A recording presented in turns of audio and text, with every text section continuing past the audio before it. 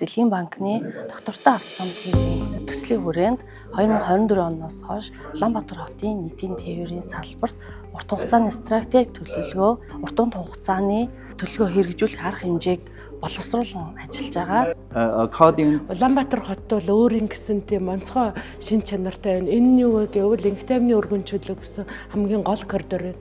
Энэ гол коридор дээр зөрчил дурсгалын бол маш хүнд төвлөрч байгаа учраас энэ коридорд бол энгийн автобус буюу энгийн нийтийн тээврийн зохимжгүй юм аа. Иймээс энэ коридор дээр маш яралтай метро байгуулах нь зүйтэй. Тэгэхээр нийтийн тээврийн шинжилгээг бол хугацаа алдалгүй метроноос эхлэх нь зөвөө.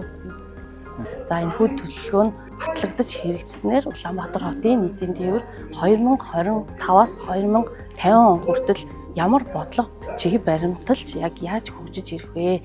За хэрхэн нийтийн тээврийн үйлчлэгийг хөгжих үү? За хэрхэн иргэн төвтэй, за тийм үү, зорчигчд ээлтэй, аюулгүй, тав тухтай, хүртээмжтэй нийтийн тээврийн үйлчлэгийг зам байгаль дээлтэй асуудлыг яригдана хэрхэн хөгжүүлэх вэ? Энэ талаар бол яг мэргэжлийн байгууллагууд, мэргэжлийн судлаач нарын оролцсон төлөвлөгөө болсноороо онцлогтой байгаа.